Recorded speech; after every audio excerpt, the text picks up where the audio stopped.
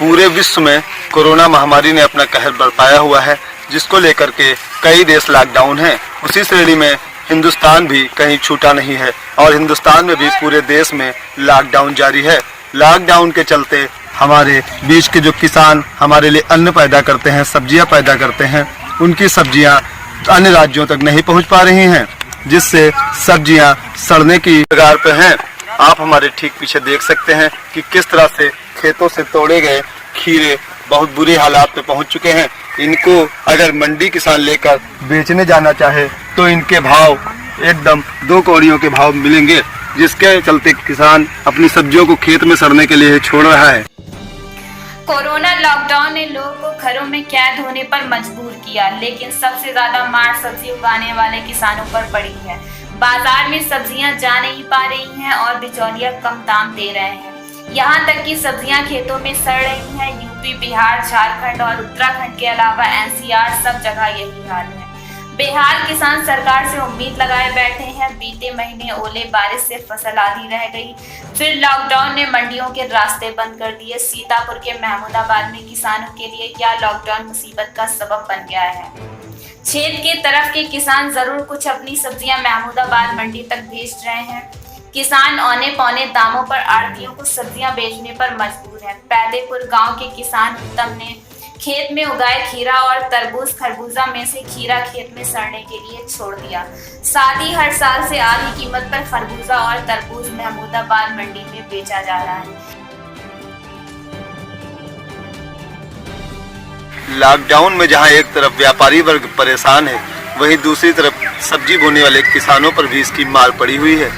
किसानों की सब्जी अन्य प्रदेशों पे आवागमन बाधित होने के कारण नहीं पहुंच पा रही है, जिसके चलते किसान के खेत में लगी हुई सब्जी या तो सड़ रही है या तो कौड़ियों के भाव बिक रही है। आप हमारे ठीक सामने देख सकते हैं कि खेत में खीरा लगा हुआ है, जिसकी वैल्यू इतनी ज़्यादा कम है कि किसान को इसके तोड़ने की लागत से भी कम पैसे मिल रहे हैं और यह सब्जियां खेत में ही सड़ रही हैं।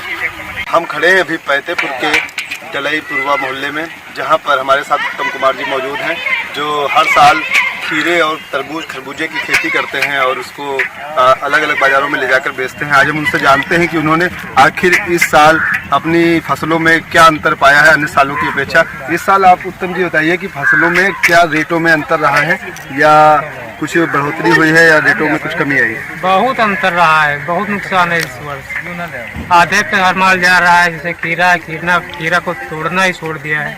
50 पैसे में आज खीरा मंडी में 50 पैसे प्रति खीरा बिका है। तो जो ये खीरा लगा हुआ है आपके खेतों में, क्या आप इसे नहीं तोड़ेंगे? तो तोड़ के क्या मजदूरी नहीं आएगी, तुड़ाई नहीं आएगी, फायदा क्या इसको तोड़ने। अच्छा, अन्य जो पैसे पहले सालों में आपने अपनी फसल की खीरे और खरबूज और तरबूजे की, इस पे आपने किन किन बाजारों में बेचा है? बाजार क्या, खीरा तो जाता था यहीं से भी जाता था, मंडी ले जाते थे महमूदाबाद मंडी, और तरबूज खरबूजा लखनऊ मंडी जाता था, महमूदाबाद मंडी जाता था। इस वर्ष क्या लखनऊ नहीं जा पा रहा है आपका जो भी ये? लखनऊ कोई गाड़ी ले जाने को तैयार नहीं है। कब कहते हैं गाड़ी सीज हो जाएगी, चालान हो जाएगा। तो आप इसकी मुख्य वजह क्या मानते हैं? आपको फसलों में जो नुकसान हो रहा है, इसके पीछे क्या मुख्य वजह है? मुख्य वजह तो लॉकडाउन है। अगर रास्ते से खुले होती, रोड पे आदमी निकलता तो उसकी खपत होती, तब सेल बढ़ती, जब सेल बढ़ती तो रेट बढ़ता। ये बताइए कि आपको फसलें पैदा करने में लगभग कितनी लागत लग जाती है? फसलें जो खरबूजा है इसमें लागत लगती है 18 से 20 हज़ार प्रति बीघा। तरबूज में लगती है लगभग 12 से 15 हज़ार प्रति बीघा। खरबूजा में 8 हज़ार रुपये के आसपास प्रति बीघा लागत लगती है, जबकि पिछले वर्ष की तुलना में आधा पैसा आ रहा है। वो भी इस समय आगे उम्मीद यही है कि वो भी आधा भी नहीं आएगा। अच्छा, हम ये जानना चाह रहे हैं कि इस बार जो आपने फसलों को पैदा करने में लागत लगाई है, तो उनमें कुछ मुनाफा मिलेगा या पैसे ही पैसे वापस आएंगे या नुकसान होगा? पैसे आ जाएं तो लागत निकल रहा है, बहुत बड़ी बात। इस वर्ष लागत निकल रहा है, बहुत बड़ी बात। इतनी मेहनत करने के बाद लागत नहीं आ रही। 5 रुपये में मंडी में तरबूज बिक रहे हैं, 5 रुपये प्रति किलो, 500 रुपये कुंटल में क्या होगा? लागत नहीं आएगी।